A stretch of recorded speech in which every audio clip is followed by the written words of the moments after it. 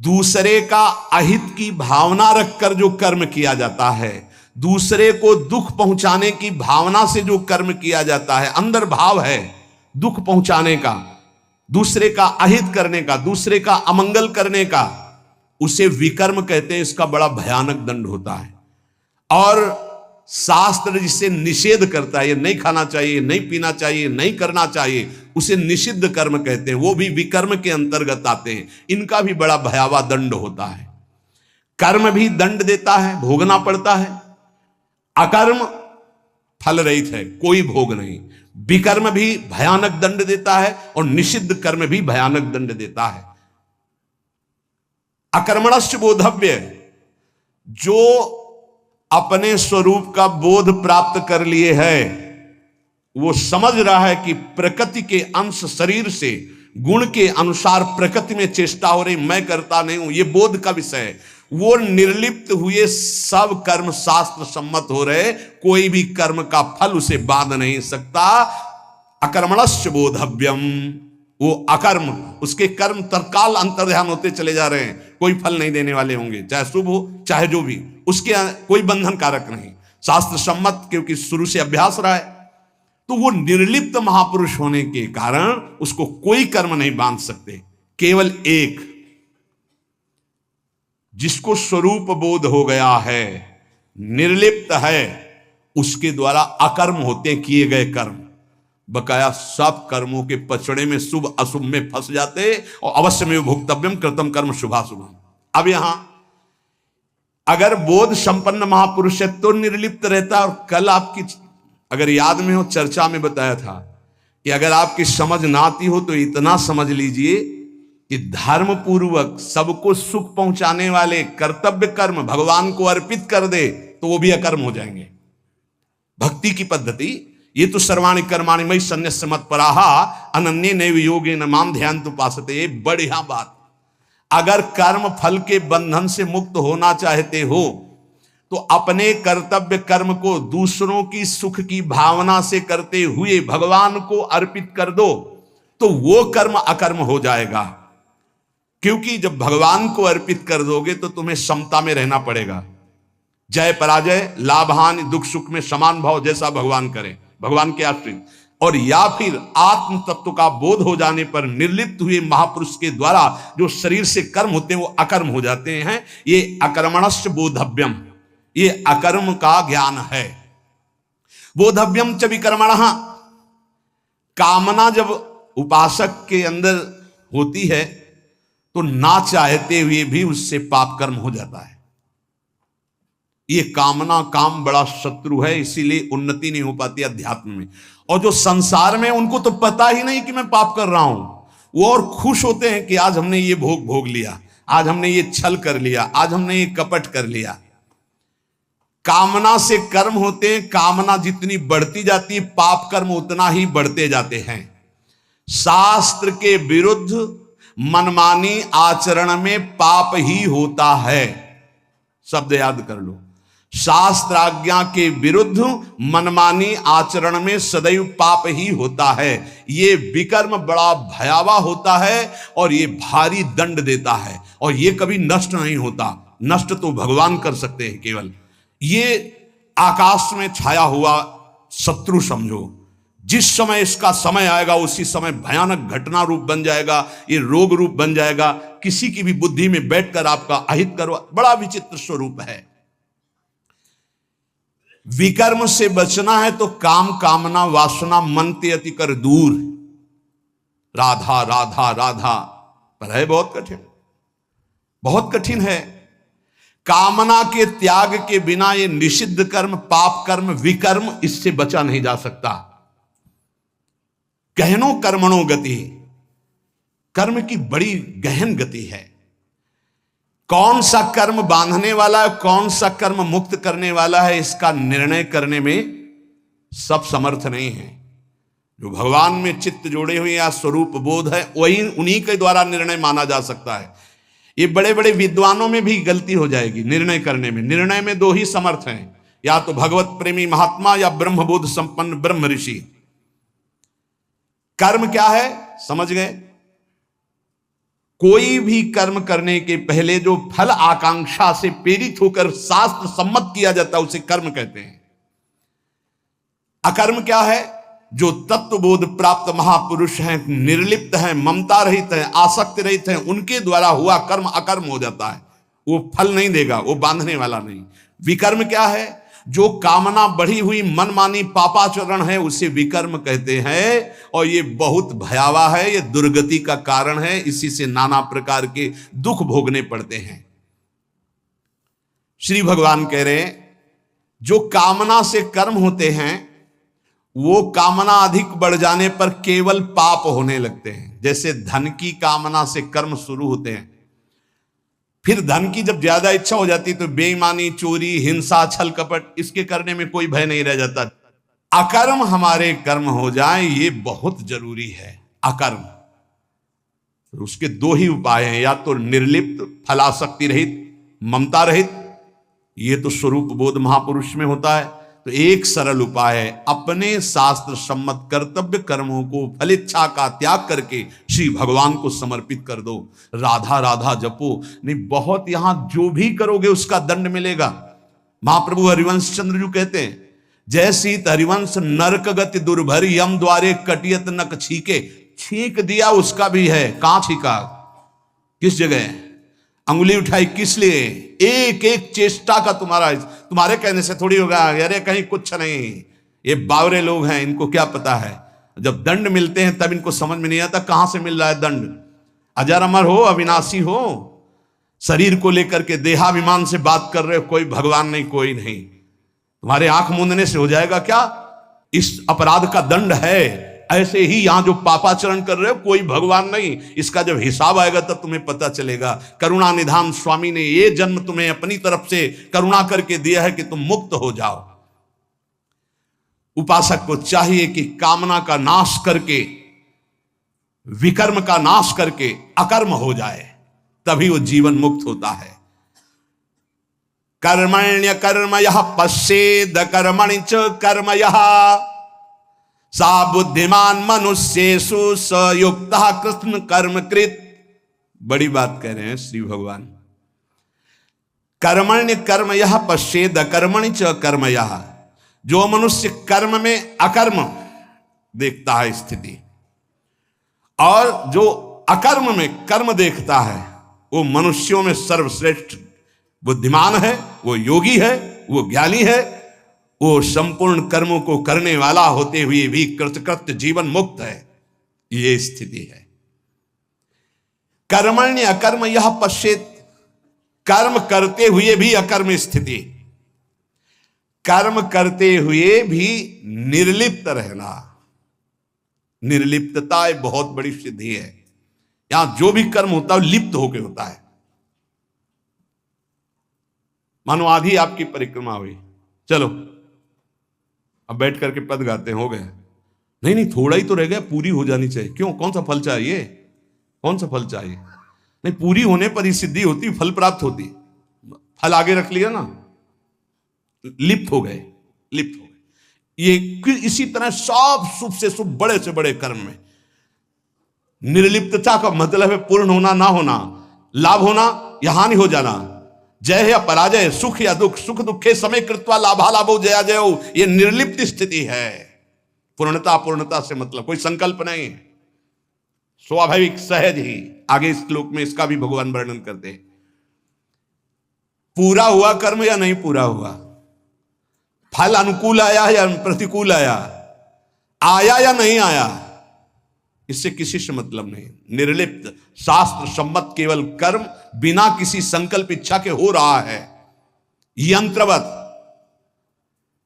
अमुक कर्म मैं करता हूं, इस कर्म का फल ये होता है, ऐसा लक्ष्य रख करके जो भी कर्म किया जाता है वो उसे बांधता है। ध्यान दीजिए, यहां भगवान बहुत सावधानी की बात कर रहे हैं। अमुक कर्म मैं करता हूं, इस कर्म का ये फल है, ऐसी भावना रखकर जो भी कर्म किया जाता है बड़े से बड़ा, वो उसे बांधता है, ना कि मुक्त करता है। प्रत्येक कर्म का आरंभ और अंत होता है, शुरू और विश्राम होता है, इसलिए उसका फल आरंभ और अंत वाला होता है। परंतु हमारी जो दुख निवृत्ति होगी वो नित्य पद में होगी, जो निरंतर है, आनंदमय है, सच्चिदानंदमय है, वो अंत आदि वाला नहीं है। क्रियाएं सब आदि अंत वाली हैं, परिवर्तनशील हैं, उनके फल परिवर्तनशील है, पर जीव फल की इच्छा रख करके ही हर कार्य करता है। अंदर की बात है, बिना फल की इच्छा किए तुम कोई कार्य नहीं करोगे। आज ऐसा करते हैं, पहले फल आएगा उसका, इसका फल क्या होगा, ये चलो ऐसा करते हैं। इसलिए भगवान कहते हैं कर्मण्य कर्म यह पश्चेत, जो कर्म करते हुए अकर्म कर दे उसको फल देने लायक न रखे, तभी जीवन मुक्त होगा। क्या कर्म होगा, निर्लिप्त, अनासक्त, फल की इच्छा रहित। हो रहा है, हो गया तो जय जय, नहीं हुआ तो जय जय, हमें कोई फल थोड़ी चाहिए था, स्वाभाविक एकदम। कितनी अखंड प्रसन्नता, परम विश्राम। लेकिन ये बात जब तक स्व का बोध नहीं है तब तक नहीं होगा, वो बहुत परेशान हो जाएगा, चिंतित हो जाएगा। फल की इच्छा ना रखने से नया राग उत्पन्न नहीं होता, नया राग उत्पन्न ना होने से वो बंधन मुक्त हो जाता है। ये कैसे समझ में आएगा, बहुत कठिन है ये समझ में आना। साधक सर्वथा वीतराग तभी होगा जब उसका नया राग उत्पन्न ना हो। वीतराग महापुरुष के सारे कर्म अकर्म हो जाते हैं। जीव का जन्म, जीव का मरण, जीव को भोग प्राप्ति कर्मों के अनुबंध से होता है, इसी कर्मों के बंधन से। जैसे किसी परिवार में बालक हुआ तो उसमें केवल बालक का ही कर्म नहीं है, पूरे परिवार का साथ में जुड़ा हुआ कर्म है। कोई उसकी मां बना, कोई पिता बना, कोई भाई बना, कोई मित्र बना, कोई पड़ोसी शत्रु पक्ष का भी है जिसकी जलन हुई कि लड़का हुआ है। ऋणानुबंध, उनमें सैकड़ों हजारों लाखों के कर्म बंधन उस बालक से जुड़े हुए हैं। किसी का वो ऋण चुकाने आया है और किसी से ऋण वसूल करने आया है, किसी का सुख भोगा तो सुख देने आया है और किसी का बदला लेने आया है। सैकड़ों अनुबंध हैं उसके, एक बार जन्म में सैकड़ों कर्मों के अनुबंध हैं। अनेक जन्मों में अनेक लोगों से किया हुआ कर्म उसको भोगना होता है। ये लेन देन का, दुख सुख का, जन्म मरण का व्यापार बहुत समय से चलता आ रहा है, इसको बंद करने का अवसर आ गया है।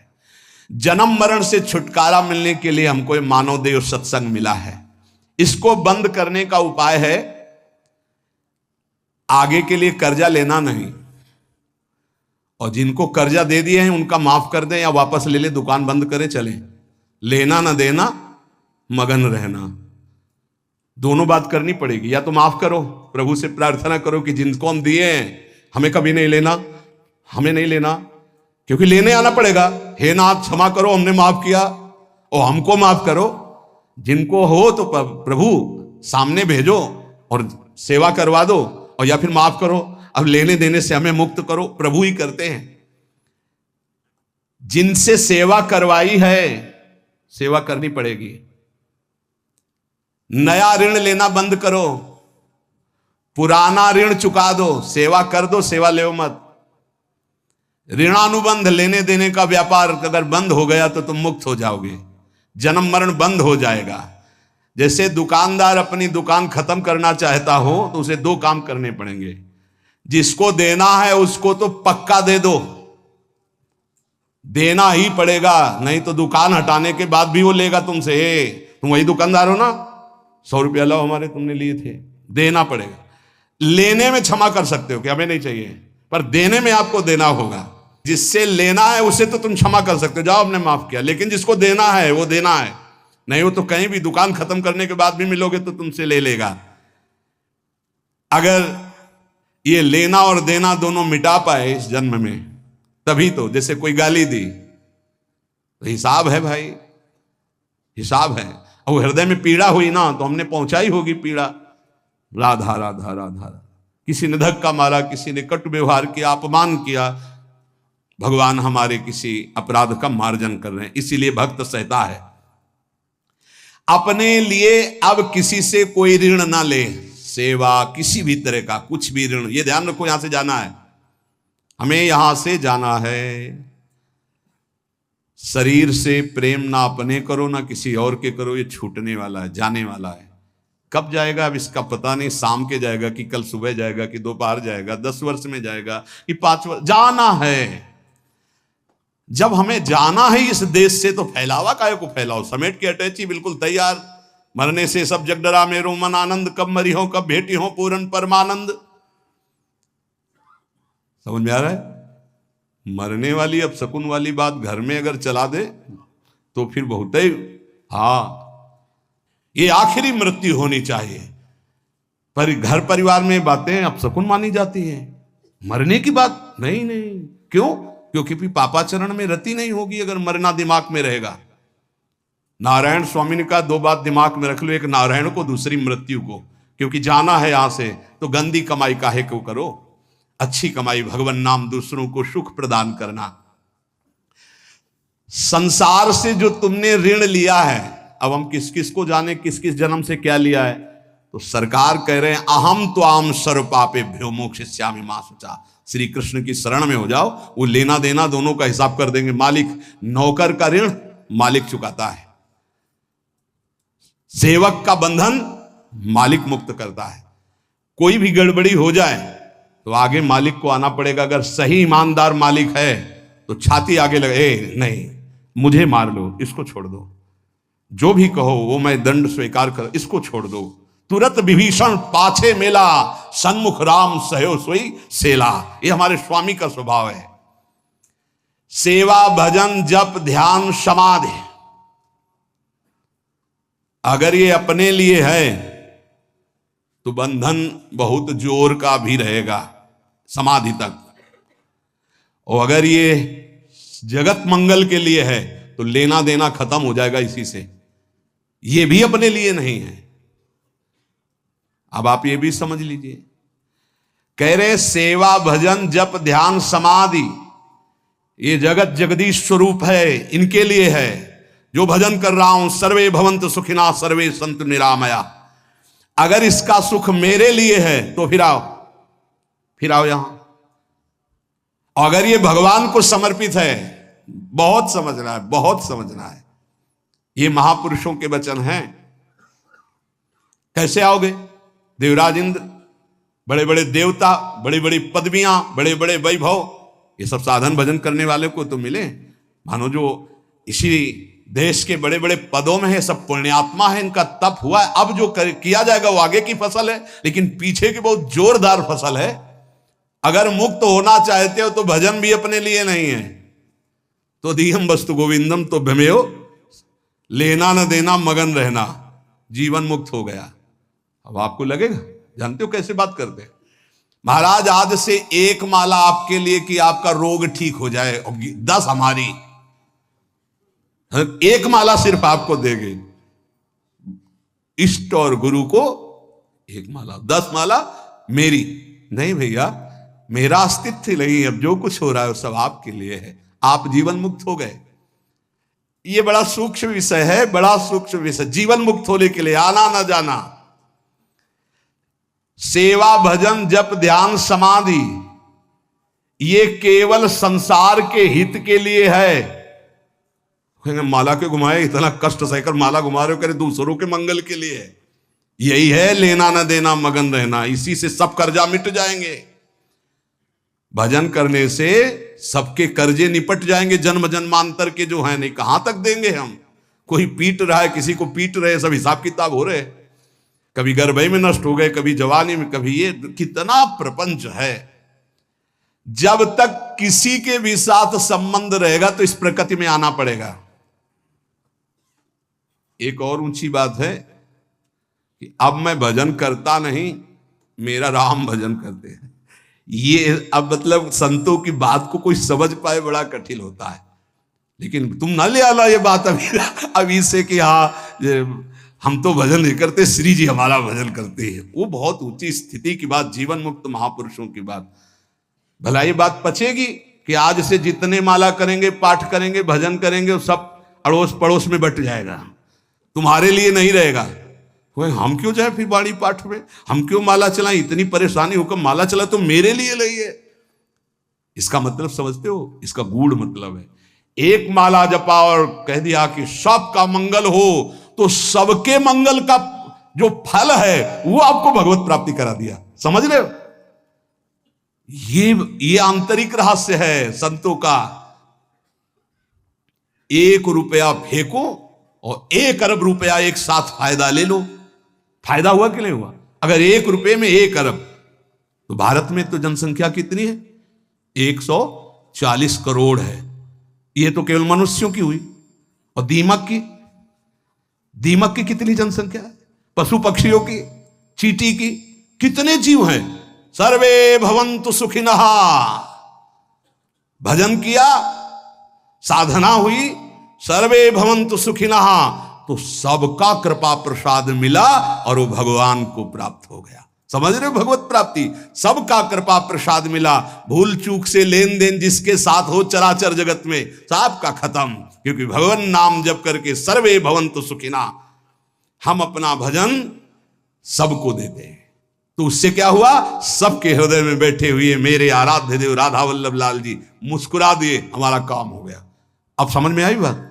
अगर ये ना कहें, कह दे कि संसार के लिए भजन करो, इतना कठिन काम भजन हम दूसरों के लिए करें, हम अपने कल्याण के लिए करेंगे। अपना कल्याण तभी होगा जब सबसे लेना देना खत्म हो जाएगा, और वो तभी होगा जब सबके लिए हम भजन करेंगे। पता नहीं हमारा किससे क्या संबंध, का किस जन्म का कौन सा ऋणानुबंध है। तो सर्वे भवन्तु सुखिनः सर्वे सन्तु निरामया, सबसे मुक्त हो गए और भगवत प्राप्त हो गए।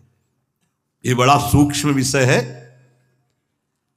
जो अकर्मणि च कर्मयः, पहला बताया कर्म करते हुए अकर्म, हमारा कोई फल की आकांक्षा नहीं। जो सत्कर्म हो रहे हैं सबका मंगल हो। अकर्म ही है वो उसे फल नहीं दे पाएंगे, उसे बांध नहीं पाएंगे। अब यहां कह रहे हैं अकर्मणि च कर्मयः, कोई कर्म नहीं कर रहा पर उसमें कर्म देख रहा है। वो निर्लिप्त महापुरुष कोई कर्म नहीं कर रहा लेकिन उसका मंगल हो रहा है पूरे जगत का। उससे वो जहां से निकल रहा है, उसका जो दर्शन कर रहे हैं, जो वायु स्पर्श कर रही, जो संभाषण हो रहा है, जिसका पानी पी ले रहा है, जिसका भोजन पा ले रहा है, सबका मंगल हो रहा है। वो कोई मंगल का संकल्प नहीं कर रहा लेकिन सबका मंगल हो रहा है। जैसे सुगंधित वायु बिना प्रयास के सबकी घ्राणेंद्रिय को सुख पहुंचाती है।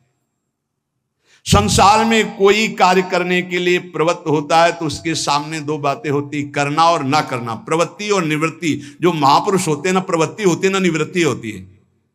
अब वो बड़ी ऊंची स्थिति है। ऐसे महापुरुष अकर्म में भी कर्म देखते हैं और कर्म में भी अकर्म देखते हैं, अर्थात निर्लिप्त रहते हैं।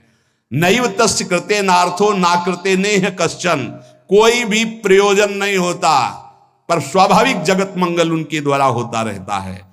जब तक कोई भी प्रकृति से संबंध रखेगा मुक्त नहीं हो सकता। ये सब प्रकृति है, स्थूल सूक्ष्म कारण, तीनों लोग, चराचर जगत। ऊब गए होगे सुन के? अब देखो जरा विचार, आश्रय कितना मीठा है ना? ये है कठिनता। तभी कहा गया मुक्त होना कोई खिलवाड़ है, पर एक सांकरी गली है, आ जाओ, बिल्कुल नजदीक है। हमारे भाई श्यामाजू को राज, वो सब ठीक कर देंगे। बहुत करुणामयी है लाडली जो। जरा सा जहां मुस्कुराकर प्रीतम की तरफ देखा, कहा आने दो, पास हो जाएंगे। तो अब तो हमें भरोसा हो जाना चाहिए कि हमें कहा कि आने दो नहीं, हमें तो पास करवा दिया, बुला लिया। वृंदावन आ गए, श्री जी का जस सुन रहे हैं। श्री जी की इतना कठिन है, देख लो। ये एक योग का वर्णन हो रहा, कितना कठिन है। प्रकृति की रचना से किंचन मात्र संबंध नहीं रखना, और यहां इसी में लगे हुए हैं, केवल इसी में, प्रकृति के ही पोषण में लगे हुए हैं। बड़ा कठिन। परमार्थ की उन्नति को नहीं जानता, प्रकृति की उन्नति को जानता है। प्रकृति से किंचन मात्र संबंध न रहना, यह परमार्थ की उन्नति है, अंदर की बात। इसीलिए अध्यात्म बड़ा सूक्ष्म है। ना प्रवृत्ति ना निवृत्ति, ऐसी स्थिति वो महापुरुष अकर्म में भी कर्म और कर्म में भी अकर्म स्थिति देखता है। चलना फिरना, खाना पीना, स्थूल शरीर की क्रियाएं, एकांत में रहना, चिंतन करना, ध्यान लगाना, सूक्ष्म शरीर की क्रियाएं, और समाधि लगाना, कारण शरीर की क्रियाएं, ये तीनों क्रियाएं मेरी नहीं है, निर्लिप्त। ये स्थिति उस महापुरुष के द्वारा सारे कर्म अकर्म होते हैं। इसीलिए योगस्था कुर कर्माणि। सब बुद्धिमान मनुष्येषु, वही बुद्धिमान है जो कर्म में अकर्म और अकर्म में कर्म को देखता है। सायुक्तः, जो सिद्धि असिद्धि में, जय विजय में, लाभ हानि में, सुख दुख में समान रहता, वो भगवत प्राप्त महापुरुष होता है। परंतु जब तक कुछ पाना शेष है तब तक आना और जाना भी शेष है। शब्द ध्यान कीजिए, जब तक कुछ पाना शेष है तब तक आना और जाना शेष है, और जब कुछ पाने की इच्छा नहीं रखती है अंदर वृत्ति कोई बुद्धि, तो वो जीवन मुक्त अवस्था को प्राप्त होती है। नाशवान शरीर से संबंध रखने वाला पाने की इच्छा रखता ही है। जब शरीर संबंध छूट जाता है तब परमात्मा की प्राप्ति होती है। करना, जानना और पाना, ये तीनों बातें सिद्ध पुरुष में नहीं होती।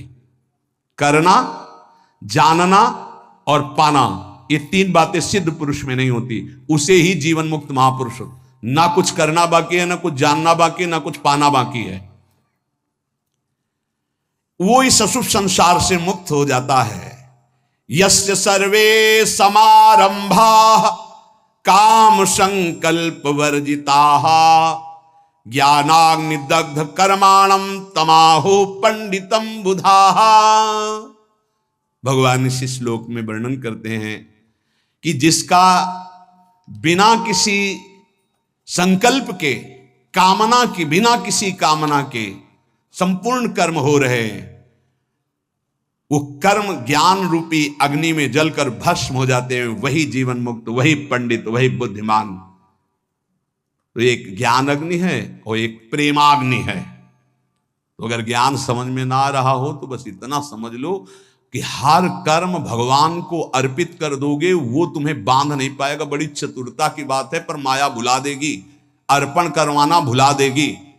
इसलिए सबसे प्रार्थना है कि प्रातः से लेकर शयन तक जो भी आपसे कर्म हो, पहले निरीक्षण करो, इसमें गंदी बात, गंदी सोच, गंदी क्रिया कौन सी हुई, और उसको डायरी में लिखो कि ये शास्त्र विरुद्ध बात हमसे हुई, जीवन में हमसे ना हो, भगवान से प्रार्थना करो, ऐसी हिम्मत बनाओ, उससे अलग निकलो, और जो पवित्र आचरण हुए वो भगवान को समर्पित कर दो। धीरे धीरे आपके अपवित्र भाव नष्ट हो जाएंगे, फिर पवित्र भाव श्री भगवान में स्थित हो जाएगा और जीवन मुक्त हो जाए। बहुत सरल उपाय है और शास्त्र सम्मत है। हर कर्म भगवान को समर्पित कर। एक स्थिति आती है जब स्वयं समर्पित हो जाता है तो कर्म समर्पण पूर्ण हो जाता है। फिर वहां नहीं होता श्री कृष्णार्पणम मस्तु, राधा वल्लभ अर्पणम मस्तु, ये सब खत्म हो जाता है। पर प्रारंभ में सिद्ध बनने की चेष्टा ना करे। अगर भूल हो जाए तो हम कह रहे हैं प्रातः से लेकर रात्रि को जब शयन करो तब पूरा का पूरा जोड़ करके, हे प्रभु सुबह से उठे से शाम तक अभी तक ये सब हुआ, आपके चरणों में अर्पित है नाथ, आप मुझे बंधन मुक्त करके अपने चरणों का प्रेम प्रदान करो, अपने चरणों का आश्रय प्रदान करो। ऐसा करने से ये जो बड़ा सुंदर विवेचन है, पर ये समझ पाना बड़ा कठिन है, तो भगवान को समर्पित कर दो, वो सब समझते हैं, वो कर्म बंधन मुक्त कर देंगे।